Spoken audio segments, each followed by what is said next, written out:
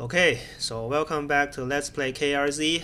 I decided to make it short, Kentucky Route Zero, aka KRZ. This is part 6 and we got something back to Donald. Sing softly, trace an orbit round the road, and close your eyes with holy dread. For we are mold and whiskey fed, and drank from rivers down below. Oh, you will destroy your stomach. We found your strangers. We know how to fix your damn machine, but I'm not sure it was worth it. Oh, soon the visions will return. What have you found? They said you need to type specific phrase to restore it. Unplug it, of course. Restore the software to its initial state. Let it course again through the moldy circuits, fresh and rejuvenated, ready to thrive. So go back to Xanadu.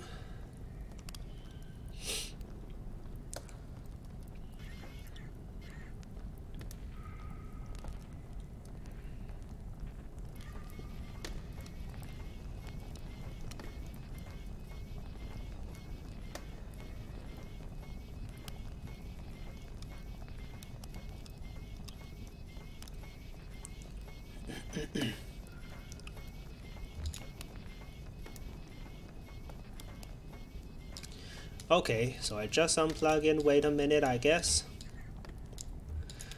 I did not choose the typing specific phrase because I'm afraid it will require me doing more complex actions. So it's scene 9.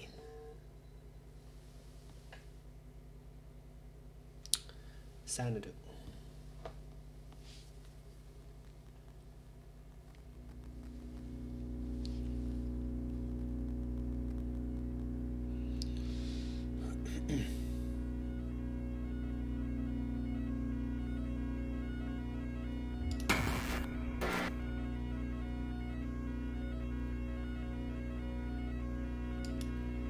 Much better.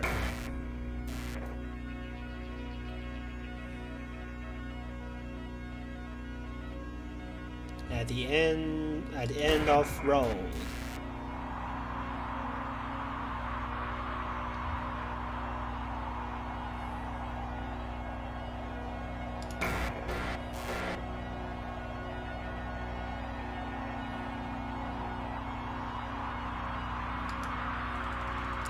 You are standing at the end of the road before a small brick building. Around you is a forest. Why it's an interactive game. Check out the building.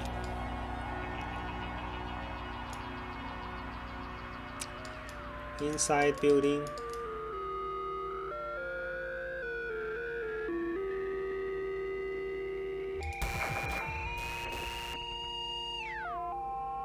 There's a lamp, an oil lamp. You're inside a building, a storage shed for the National Park Service. There's sensible more than an electric lantern nearby.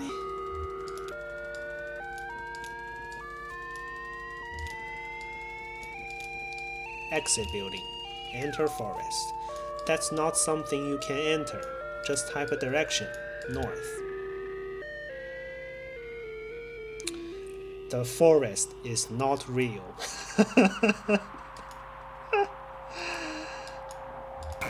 Now you'll know more of it.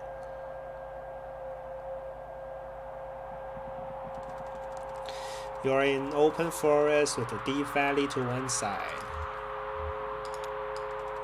Climb tree, I don't think much is to be achieved by that.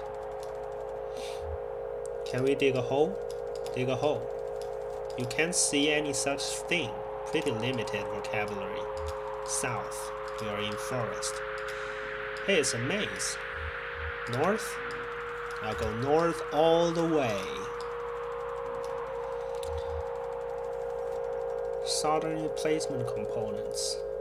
Lula is here. Ask Lula how she's doing. Hi Donald, I'm getting the strangest interference out here. I've been tuning the radio circuits gradually as we go, swapping capacitor values and tweaking resistor networks. It was working for a while, but everything I can pick up sounds so distant and muffled. Well, maybe you have better luck. You're good at its stuff. Just don't forget to give it back. I'll go north all the way. Joseph is here, tapping with a small stylus on a modified pocket Bradley slate, a small gray kitten, no more than a few weeks old, dozed comfortably on top of his backpack. Donald, I was just transcribing your footsteps. Sounded like. Joseph runs his finger along the index card he's been tapping on from right to left. Long, weary song, drearily gone, dearly gone. You beat a melancholy shuffle through those woods, Donald. I've been noting down the sounds of the forest with an ear for speech and an inborn filter for poetry, I suppose. So maybe it's me being melancholy after all. I'm eager to see what the poetic subsystem makes of these punched cards. Why not go north?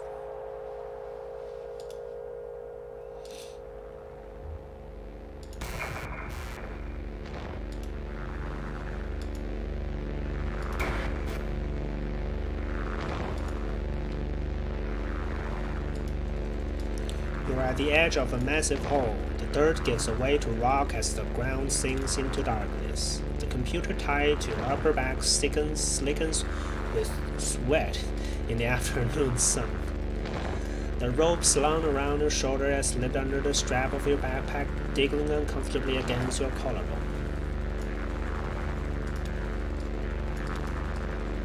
The cave walls are too slick to climb safely without assistance. You lose your footing and fall to your death.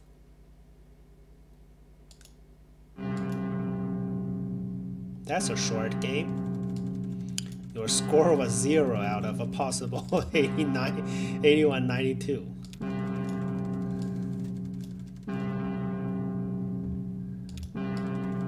Continue.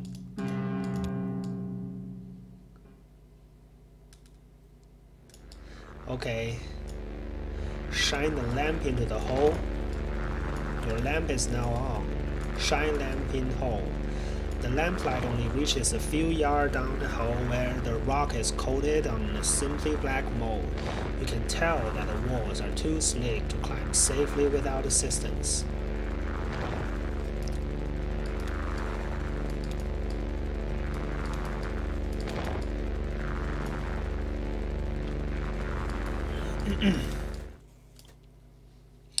So now you know that those guys around they are the game developers of this thing.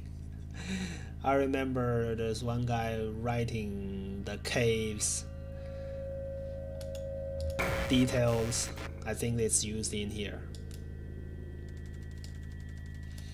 You are in Bedquilt, a long east-west passage with holes everywhere. Joseph and Lula remove the computer equipment they're carrying on their backs and begin setting up. That's the last trip, so everything's down here now.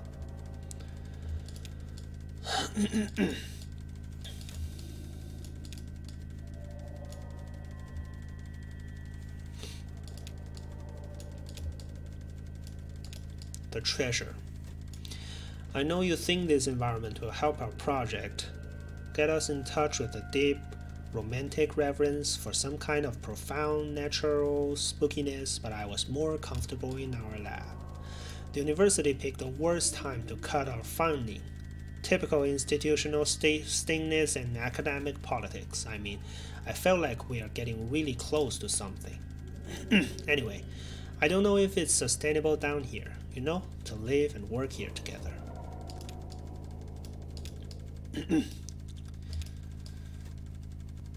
I've got a tape machine and the synthesizer parts we borrowed from the School of Music. It's all tuned up to my voice so we won't have to type so much. Joseph has his slate and the punch cards he transcribed from the poems we read him. He's got a typewriter and the paper tape reader. And you've got the CRT display. How's your back holding up?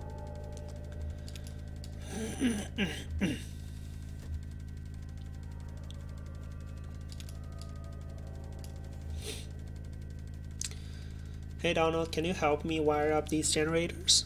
Lula, I'll assemble the synthesizer, but I could use some help with the serial interface if you have time.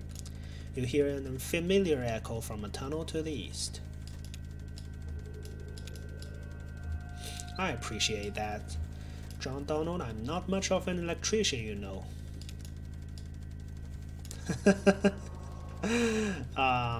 That joke. Same as in the Act 1. Joseph hands you a bundle of wires. His kitten curls up a spool of cabling. Listen, the three of us had a good thing for a minute. Wouldn't you say, up at the old place, before it got ugly? I'm saying we came down here to work, to really do it, Xanadu, and I mean we've got to be rational about this. All three of us have got to put our feelings aside for a bit and be rational. Do you know what I'm saying?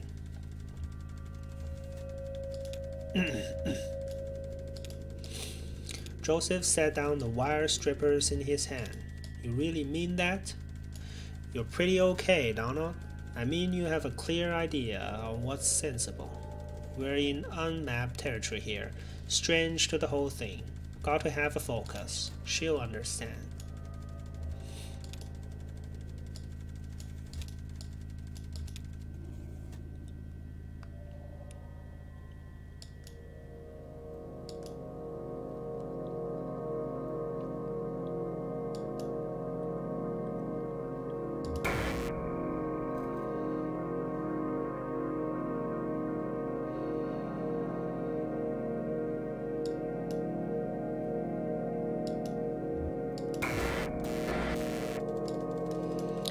Rush down the tunnel with Joseph and Lula close behind.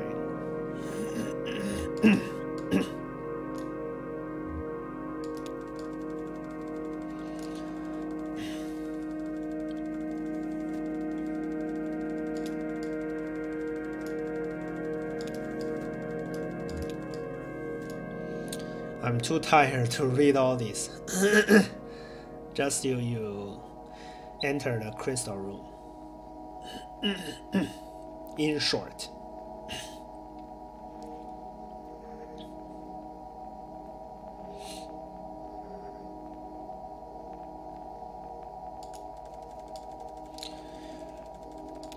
okay, strangers are here scrapping back molds from the crystals.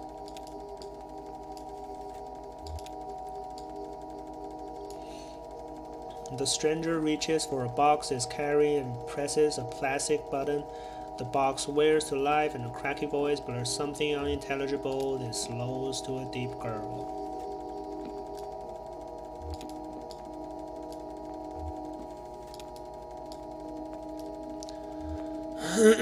Follow Lula.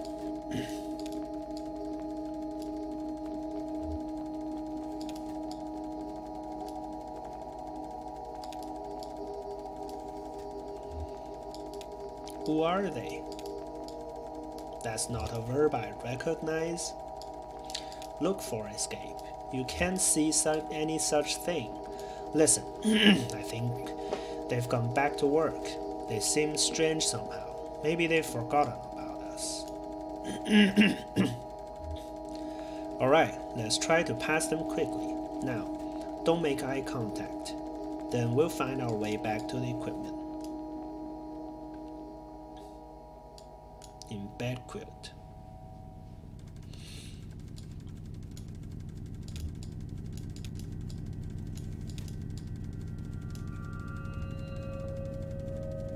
Search for him. I only understood you as far as wanting to search. With the equipment, search equipment. The various computer and audio equipment cast angular shadows into the tunnels as you can scan slowly across the pile. You select a tunnel at random. Your lantern illuminates several sets of footprints on moldy cave floor, but they are impossible to identify.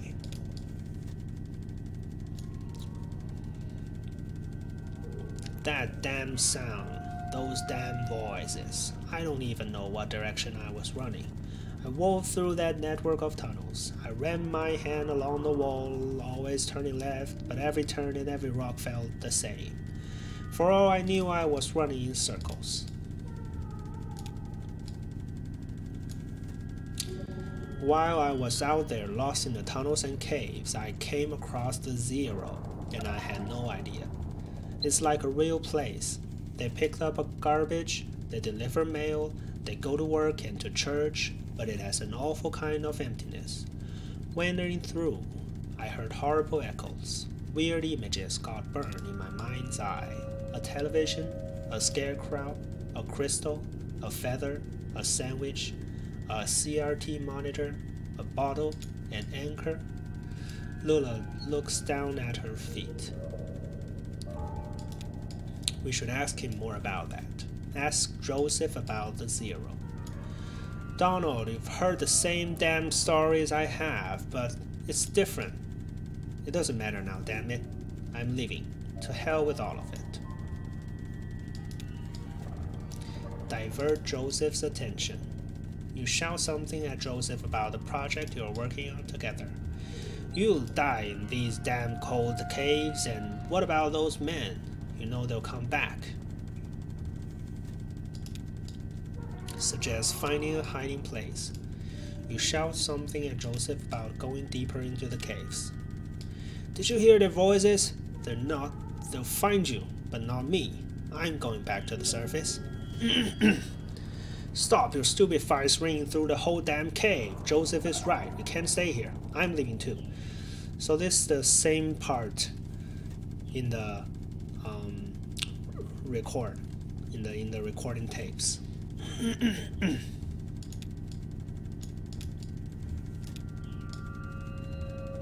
I'll send you this tape when I'm done recording. I'll put it in the mail, and then you can see what your damn machine does with it. And that's actually what Donald said about your voice can only control those machines. What about that?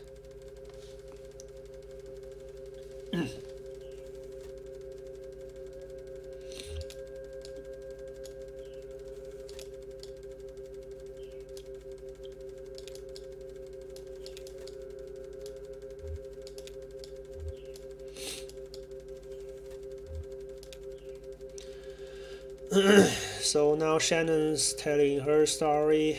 My aunt Remedios, before she got in the whole entomologically thing, she was a painter, mostly nudes in oil. She had this model. I'll never forget him. Big.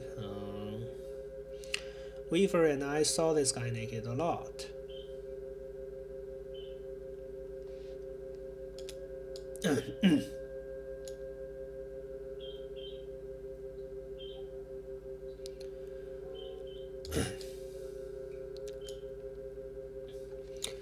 I don't know if Urzel should should listen to this.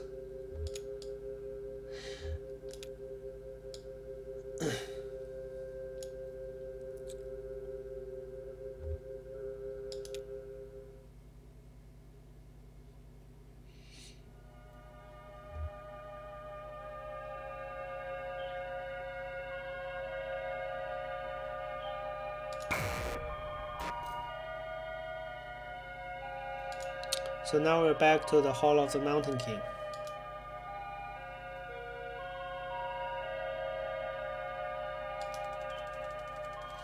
After what may have been years, you stumbled out of the tunnel of a cave-rich open space. Stalactities adorn the ceiling like grotesques. In the center of the room is an enormous rocky spire. This is where you will set up your equipment and establish your legacy.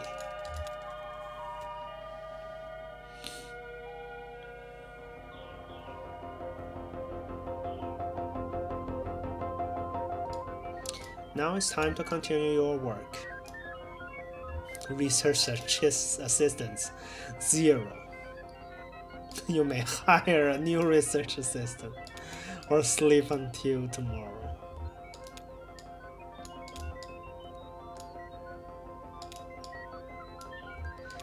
Andrew,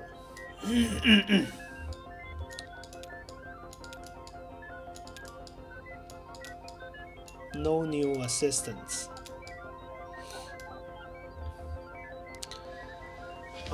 So Andrew is about transcription.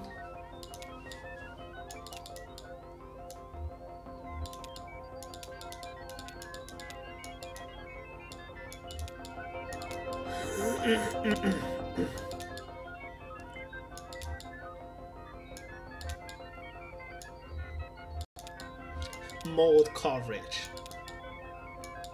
Amy, human-computer interaction.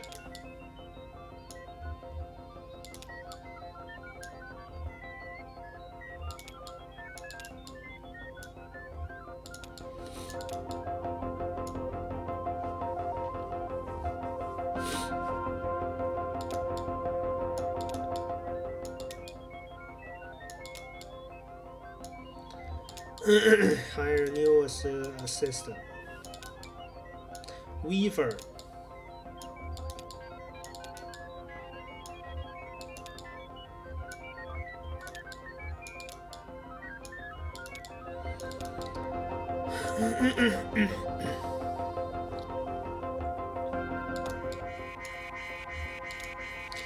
Intruders.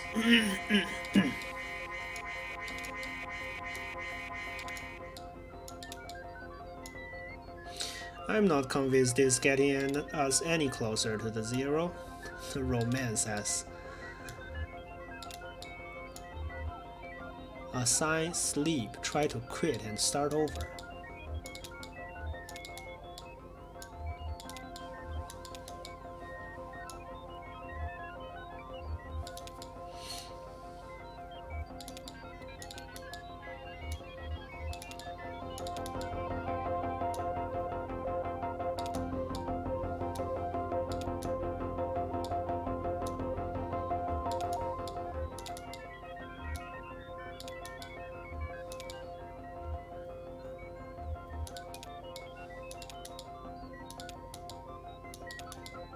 Roberta.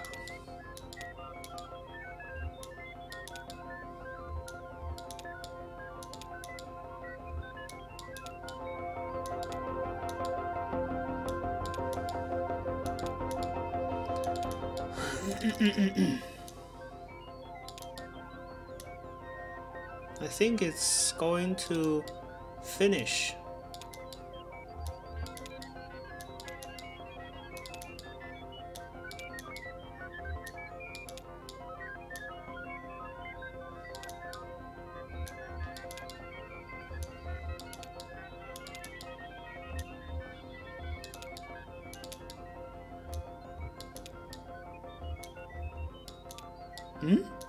Only 3 available.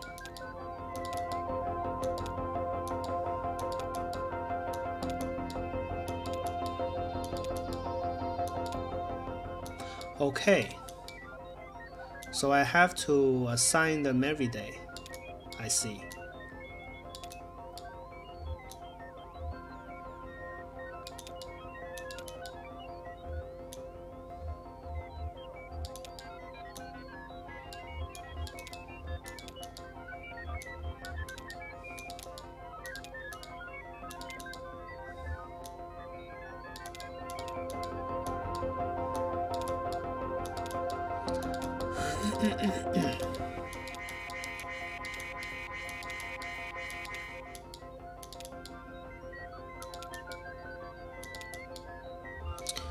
Try to quit and start over.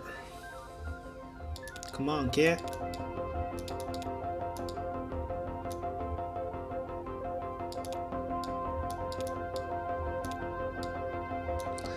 Maybe we have to lose or die somehow in order to start over. Smash the computer. Smash computer. Violence isn't the answer to this one.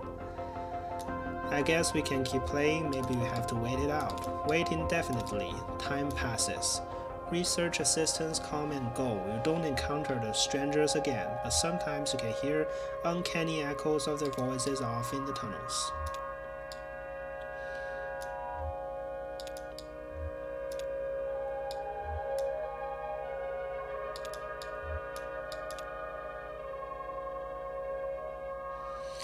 They said you meet a stranger one day, I suppose that's us. And the next day, an old friend.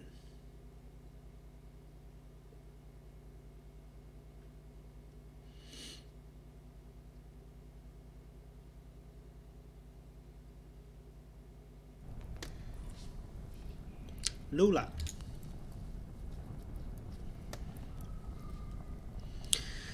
To Donald, you really did go deeper into the caves. Well, you're easy enough to find. I've met a few of your former assistants. One can't help but hear things. So this is what became of our project. I've made some additions. Joseph sold the data tapes for the first half, so I've had some blank spots to fill.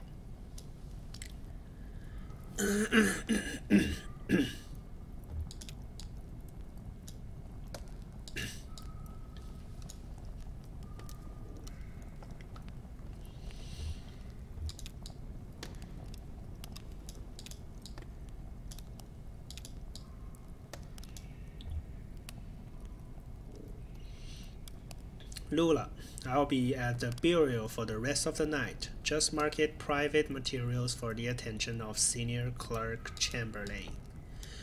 How do we get to the burial from here? The bridge. Yes, the bridge. Through the gate over there. Now we too recede into history. Good night, Donald. Meet me at the burial, and we'll get you on your way. Head counterclockwise to the cathode ray, then turn around. Then it's just clockwise until you find the burial. Between us, I think you should try.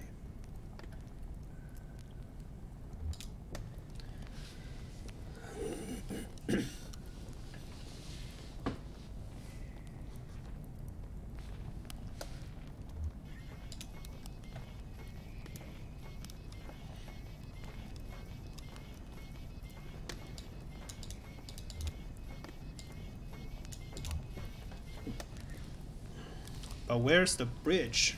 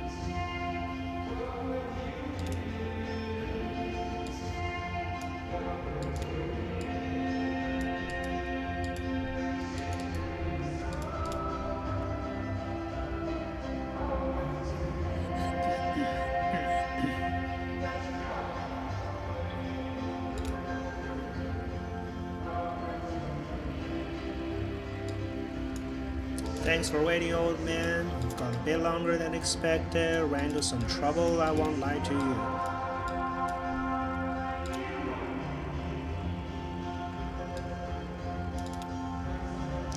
It's time to go.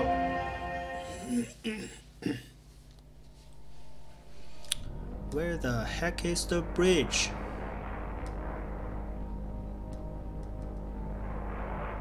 The backpack.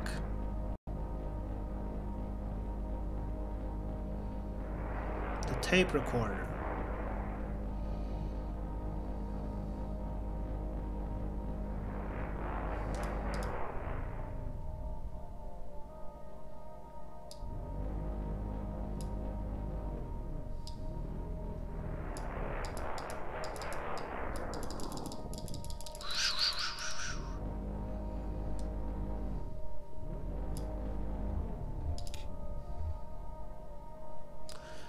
Lost.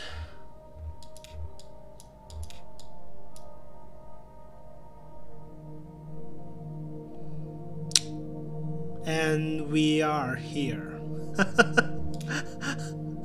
What the heck?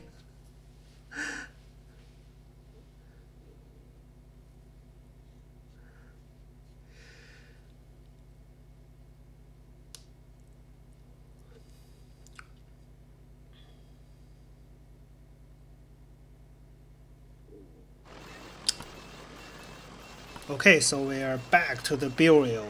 This is actually a part of Act 2, which I haven't played since. I'll play it later.